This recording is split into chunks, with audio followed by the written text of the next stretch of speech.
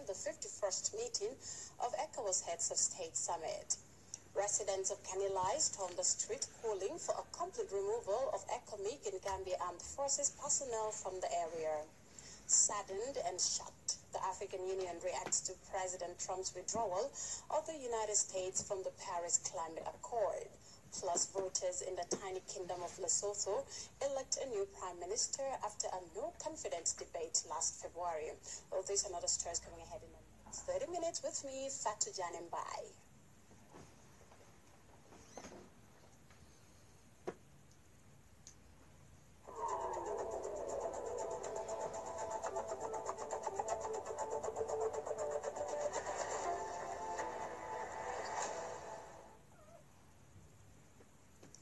Hello and welcome to the news. His Excellency President Adama Barrow Saturday afternoon left for the Liberian capital Monrovia to attend the 51st ordinary session of ECOWAS Authority of Heads of State and Government meeting to be held on Sunday, 4th June 2017.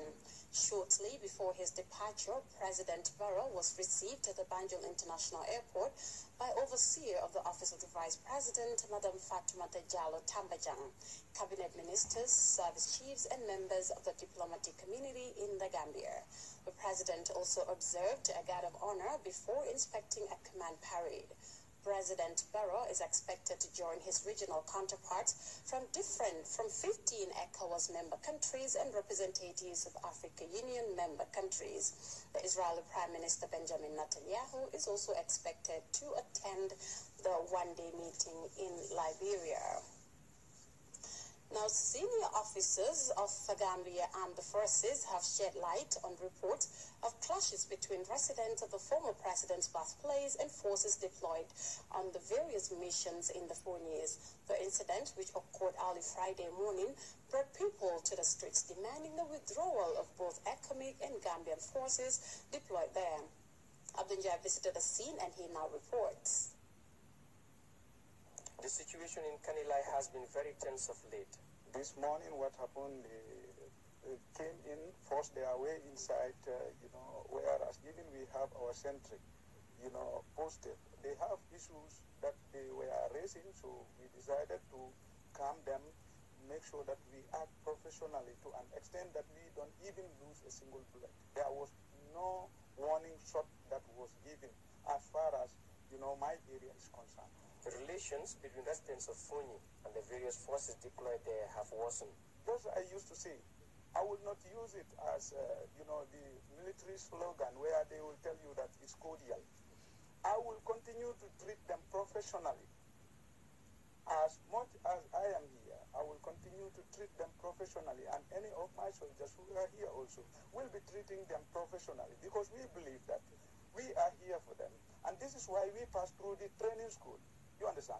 We have realized even bitter issues different than this. This has given way to the forced open protest by civilians across the Fonyi, demanding the military deployment to withdraw. As we all know, there are a lot of activities in Kanilai, which immediately after the political impasse, a lot of things has happened. So the Gambia Armed Forces felt the need to deploy their troops so as to protect the people who have the same right to be protected like any other person in the country. This is why we came to protect, to make sure that there is peace and stability, and also to protect the lives and properties of the citizens and the indigenes of Kanilai. The protest was quickly quelled.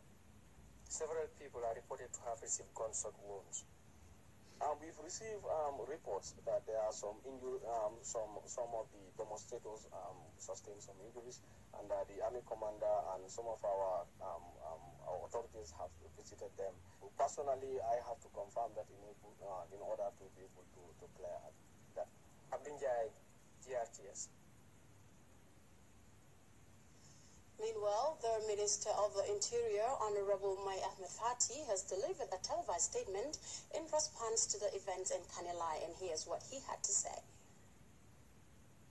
Fellow Gambians, the National Security Council was convened today on the authority of His Excellency Adama Barrow, President of the Republic of the Gambia, to discuss serious national security challenges and with a view to resolving them. Yesterday, 2nd June 2017, a group of people from villages in Fonyi, Kanilai area, satellite villages, and border villages inside Casamance staged violent demonstrations against and attacked security forces deployed in and around Kanilai, home village of the former president. According to intelligence security reports, members of the group, who were armed with traditional weapons, engaged in provocative acts against members of security forces in the area and made some demands, one of which was removal of security personnel from the Kanilai area.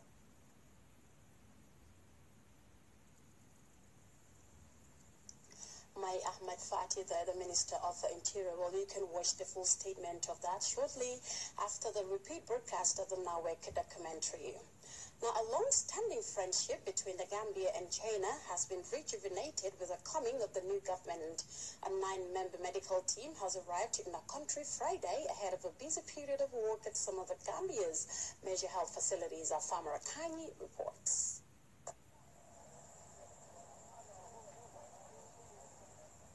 The medical team was received by the Minister of Health and Social Welfare, Honorable Safilo Sise. The doctors are in the country as part of efforts to further cement the bilateral ties between the Gambia and China. The Chinese ambassador to the Gambia, Zhang Jingmeng, said the arrival of the medical team numbering 9 is a move that China is taking in helping the Gambia government address some of its healthcare needs. He said the bilateral cooperation is expected to last for 2 years, within which the Gambia will not only receive medical assistance from China, but other areas of development.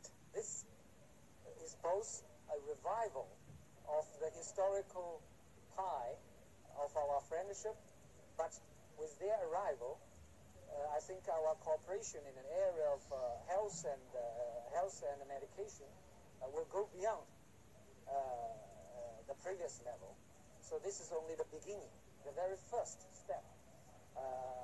In our cooperation in the health sector, a lot more will come, will happen. I'm very confident about that, and we are working very hard on that. So I hope all the Chinese medical team members will quickly settle down, then start to work as quickly as possible. For the head of the medical team, Dr. Liu, coming into the Gambia is a great experience. His colleagues are medical specialists in diverse areas of medicine, ranging from gynecology and pediatric. The team is expected to start work with their Gambian counterparts to boost the country's health sector. We're here to make friends with the Gambian people.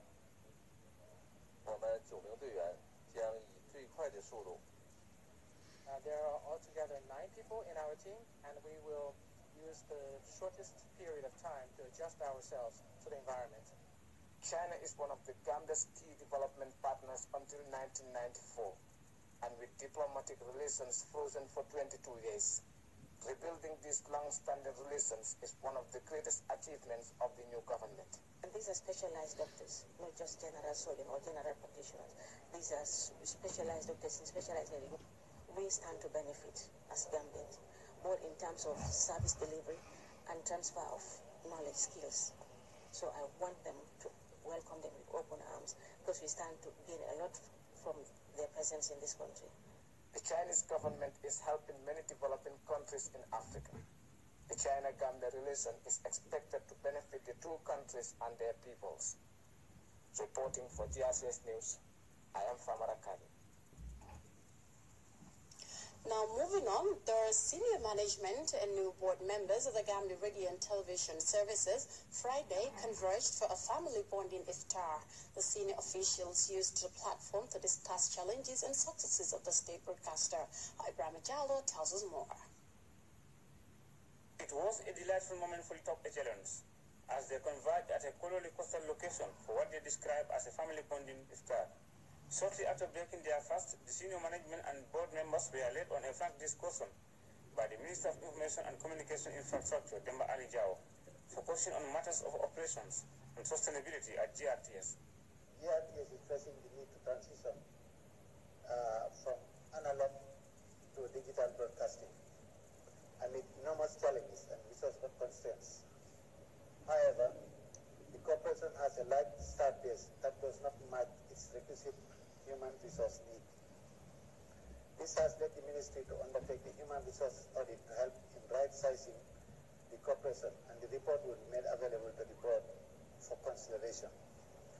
The new board chair, Abdoulaye Toure, expressed the board's readiness to deliver to expectation. Mr. Toure outlined the history of the national broadcaster, saying the idea was initially conceived by the first president, Salvador Karabakh Jawara. We will give you our support. We will give you our unflinching commitment to make sure that the minister and the permanent secretary, and by extension the government succeeds. We are here to make a difference for the new Gambia, for the new dispensation. We are not going to be transactional. We are going to be transformational. The Director General of GRTS, Ibrahim Silla, acknowledged inheriting critical challenges affecting the progress of the institution. He said capacity building was the driving force for digital migration and improved program content to satisfy its viewership and audience. We have put together a 5-year strategic plan for GRTS that looked at major changes that we want to see in the state broadcast, what our role should be, especially in the new political dispensation that we found ourselves in, but also the sustainability of the state broadcaster, the state of the equipment, and also our position regarding the new age in digital broadcasting that we found ourselves in, because we're still broadcasting on analog, but hopefully we should be migrating, because a lot of work has already been done. DG Silla also disclosed measures to ensure economic and operational sustainability for the institution, which according to him is currently debt-free. We want to have a defined role regarding how we want our partnership with the government to be. In this way, for example, GRTS is there, we have so many agricultural programs, health programs, that the people of this country need to know about. But unfortunately, the platform is not there. So we want to have that defined partnership with the state institutions. But this private sector. The meeting ended with reaffirmed commitments to move an invigorated state broadcaster to greater heights. Ibrahim Jallo, GRTS News. Well, congratulations to the new board members of GRTS. The newly elected councillors of Talending and Old Joshuang wards have been sworn in at a ceremony held at the Canifing municipality. We have details of that in this report. The new councillor for Talending ward outlined his priorities to GRTS. It's not going to be easy, but I know I can do it. I have accepted it, conscious of the developmental challenges they are facing. And this is why I'm here. So Talending is faced with numerous challenges with regards to road network, proper markets. We have very dilapidated market stores at some areas. We have 3 major markets in Talending. All of them need to be upgraded. The one for Joshua Ward was also keen to share his programs with the public. The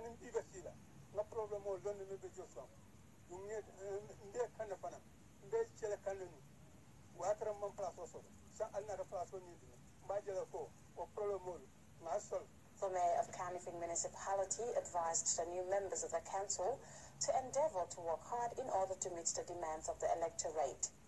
As you are entering today, maybe in few days or months, you will definitely realize that we work in unison. We see ourselves of the same family. We do it for each other. We help each other, because the development cannot be on one side. As a council, it's councillors to come up with their projects, and this very chamber we discuss and prioritize to see how best we can deliver to our electorates or the people that we are representing. As servants of the people, your communities look towards advancing the issues that are important to them. Thus, the term will be filled with challenges, which will require patience. Together, you can reach success, I believe. You should be making decisions based on the needs and aspirations of your community. Since councillors are directly elected by the people, they leaders should work hard to champion the needs of both their local communities and the country as a whole. Reporting for GRTS News, I am Fatou Janembai. Now, Murids in the Gambia have commemorated Bamba Day. The celebration is set aside for Sheikh Ahmadu Bamba, who is one of the most prominent Islamic scholars, writer and Sufi to emerge from the West African sub-region. Modubajan has more in this report. Murids in the Gambia recently observed Bamba Day, a celebration held in honor of the founder of Muridism, Sheikh Ahmadu Bamba Mbake. The Bamba Day celebration was characterized by religious songs and hymns underlining the oneness of Allah and praises to the unique qualities of Prophet Muhammad, peace be upon him.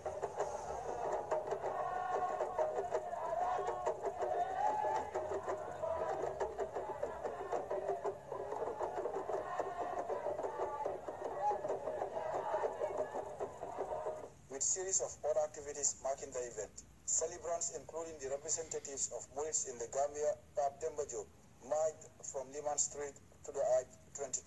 Serigne Mustafa Mbake Ibn Sheikh Gainde Fatma shed light on the objectives of honoring Sheikh Ahmadu Bamba, the only African founder of a Sufi sect that continues to flourish with millions of followers across the world. It is an honor indeed to witness on this day, this great day, otherwise called Sheikh Ahmadu Bamba Day. Sheikh Ahmadu Bamba is a person we cannot know. He's been exiled for nearly 8 years in Gabon. Every single day from 1895 to 1902, the French colonial power attempted to kill him. Simple as that. And I give you one example. They put him in a furnace, in the fire pit.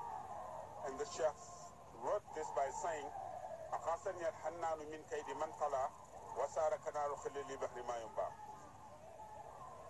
Allah has protected me and asked the fire to be as cool as the fire of the friend Ibrahim alayhi salam. This is documented in a qasida called Raditu Anil Mawla Ta'ala Bi Rabba. One nice thing about this celebration is that we have dedicated today's celebration to Sheikh Ibrahim Afar. And we are thankful to everyone who contributed to the actualization of this day. Among other speakers, Sona Senebu Njai Sane expressed satisfaction in the successful conduct of the historic occasion, remembering the founding father of Muridism. It's a very good memorial day to me. We started it last year because it was not like this. But this one is different from last year, totally. We see the participation of Gambian men and women and youths of the Gambia join in the celebration. It don't happen last year. So it's a very good memorable day, and we are hoping next year we are going to have it bigger than this one. This for the celebrant Mohamed C. said the observation goes to show the unity among Murids in the Senegambia. Last year it was done by only the Federation of the Murids, but this year both the Federation of the Murids and the Bypass and the Gambian Murids Association combined together. So that makes the difference. Not each and everyone who wants to be a Murid should be a Murid. Murids are special in the Muslim Ummah. That's what our Wasila, Sheikh Ahmadu Bamba, Khadim Rasul, told us. And we thank God. Today, Bamba Day is observed in many countries across the world, besides a symbolic pilgrimage which takes place in Sheikh Ahmadu Bamba's popular home state in Touba, Senegal. Modou Badiane, GRTS. Murids there celebrating, rather commemorating what is called Bamba Day. Well, time now to take our first break, a look at